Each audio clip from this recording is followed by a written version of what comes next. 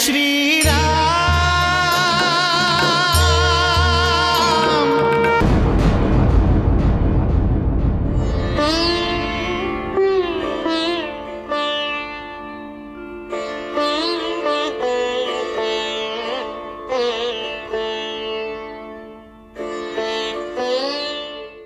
माँ जी, होश में अवते, यदि छोटकी माँ फिर से भरत जी के बारे में पूछ ली तब? उर्मिला, कैकेयी के हमने ना बताई कि भरत आवे से मना कर देले बा।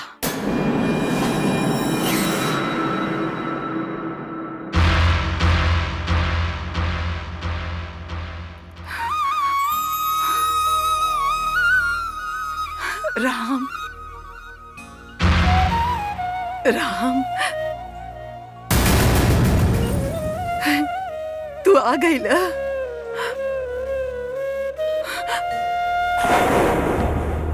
हमरा के क्षमा न कर बना, हमरा के कभी क्षमा मत करियो। हम यो कल गाते नहीं जौन रघुकुल के कीर्ति मंदिर के ध्वस्त कर देलस। हमरा के कभी क्षमा मत करियो। हम तरह के वनवास भेजले रही ना। अब हम ही तरह के सिंहासन पर बैठाई। उस सिंहासन पर तेरे अधिकार बा। बैठ ना ना, इस सिंहासन पर मत बैठियो। कलंकित हो गए बा। एकरा में महाराज के रक्त लागल बा।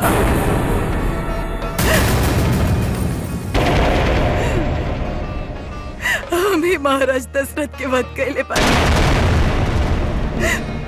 हम ही उनकर हत्या कैले बानी। हमरा के क्षमा मत करिया। कैकेयी, होश में आवा कैकेयी। अब का होश में आई दीदी, जब होश में आवल चाहत रहे तब हम अपन होश गवा देनी। ना दीदी, हम होश में नहीं गियावल चाहत होश में। होश में आइला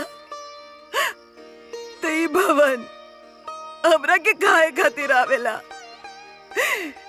यहाँ के हर वस्तु हमरा के निगल जाएला। यहाँ के चुप्पी, यहाँ के सुनापन हमरा के पुकार पुकार के कहेला, आव।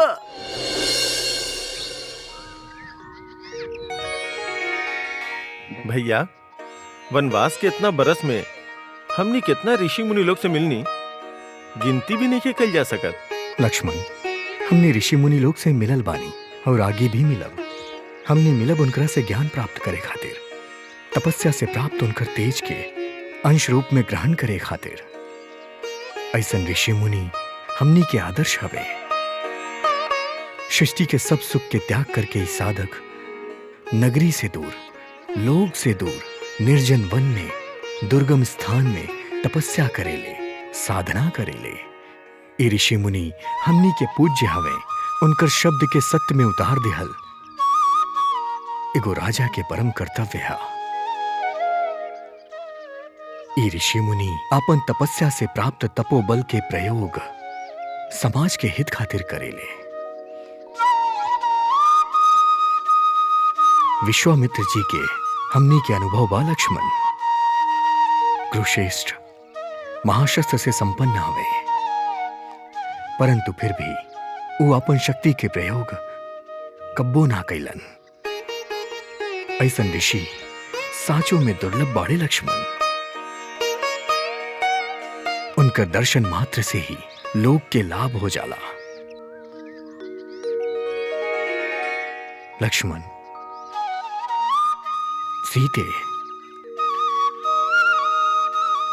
जब हमनी अग्नि के निकट भागीला तब हमनी के शरीर अग्नि के दाहक से तप जाला। गर्म हो जाला। काहे कि अग्नि के तेज हमनी के शरीर में प्रवेश कर जाला। यही तरह जब हमनी महान तपस्वी लोग के निकट बैठीली, तब उनकर तपस्या से प्राप्त कईल गईल उनकर ऊर्जा, उनकर ज्ञान, उनकर शक्ति, उनकर दिव्य आभा हमनी के सूक्ष्म शरीर में प्रवेश कर जाला। हमनी के मंगले बिना ही वो हमनी के सब कुछ दे देवेले। यही से हमनी भाग्यशाली बानी जे हमनी के ऐसन महान तपस्वी लोग के दर्शन भइल।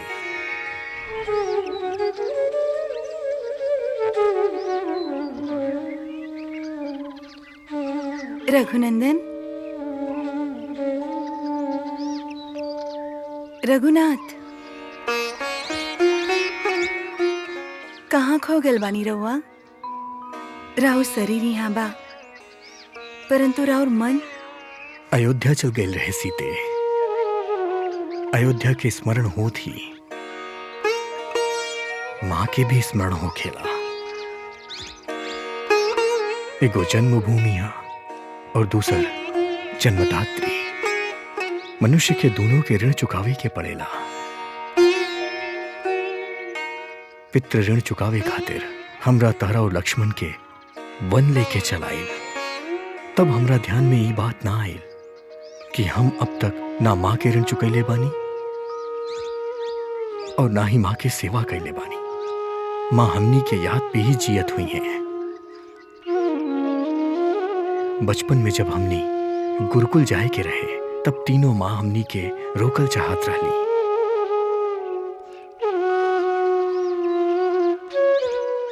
स्मरण बा हमरा, तब तीनों माता कितना व्याकुल रहली। और जब हमनी वनवास खातिर जात रहनी, तब तो तीनों माता के आंख में आंसू के बाढ़ आ गए रहे। परंतु अब वनवास के अंतिम वर्ष शीघ्र ही समाप्त हो जाई। फिर हमने तीनों अयोध्या जाइब। तब हमके अवसर मिली अपन तीनों माता के आंसू पोछे के। सीते, मां हमनी की प्रतीक्षा कई वर्ष से कर रहल बाड़ी। तब से वो खड़ा हुई है। मां के पांव दर्द करत हुई। हम उनकर पांव दबाए, उनकर हर दुख दूर कर देब और फिर कोनो भी प्रकार के कष्ट ना होके देब उनकरा।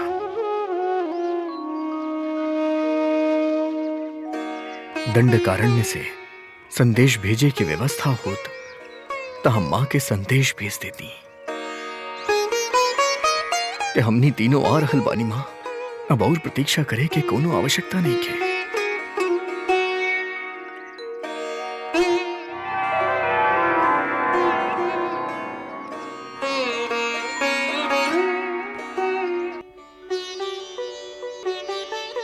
ऊ उनकर दर्शन खातिर अति उत्सुक बाड़े।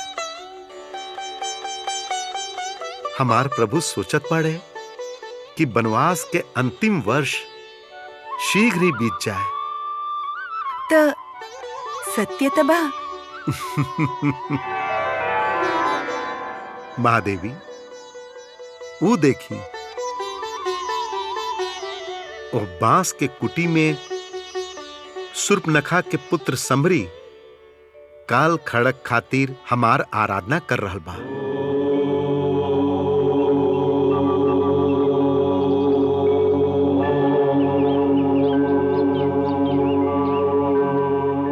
और वहां ओकर माता अपन भाई सबके साथे हंसी ठट्ठा कर रहल बाड़ी।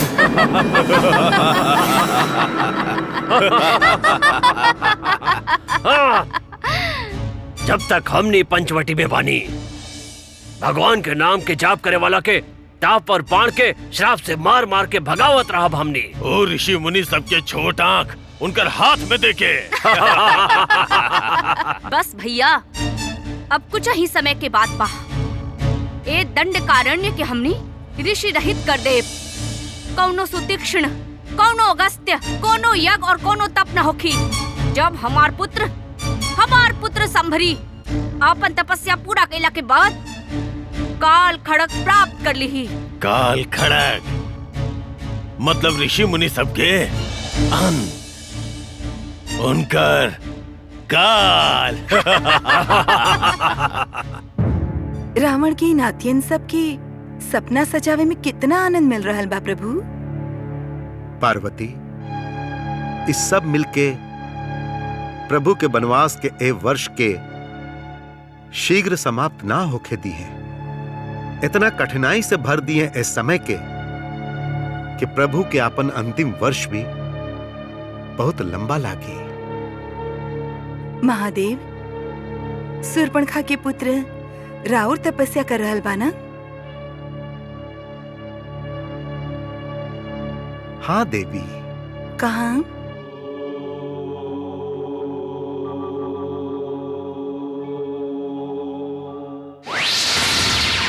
प्रणाम महादेव। राउर कल्याण होके वत्स। प्रणाम महादेवी। तहार कल्याण होखे। हम राउर काल खड़ग हैं। देवादिदेव, यदि हम शूर्पणखा के पुत्र संभरी के पास चल गई नी तब विश्व के कल्याण होखी।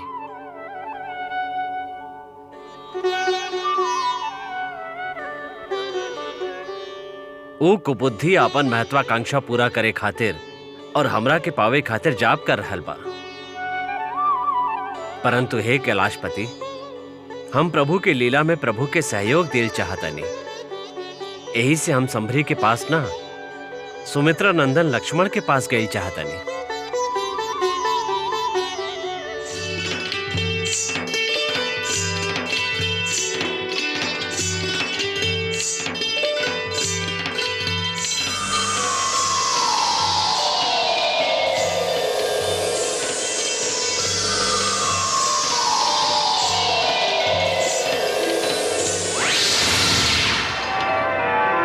सुमित्रा नंदन लक्ष्मण,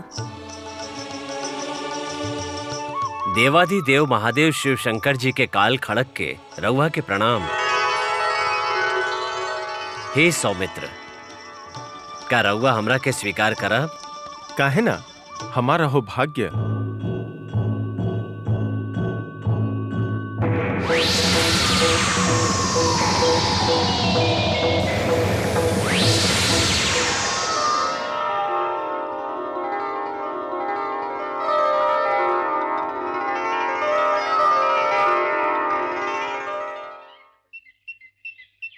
हे कैलाशपति, रउआ हमरा के अनुग्रहित कैले बानी। आपन कृपा हमरा पे ऐसे ही बनौले रखब। एक काल खड़क के प्रताप त असीम बा, एकर धार कैसन होखी?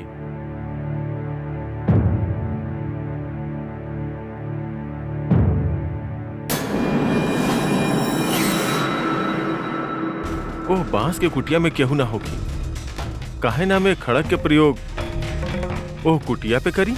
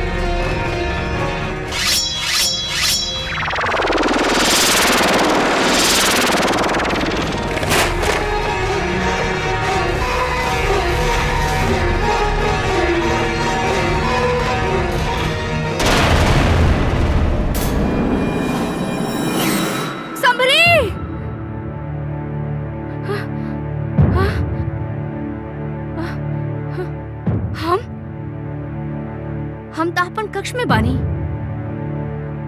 फिर हमार पुत्र सांभरी के मृत्यु?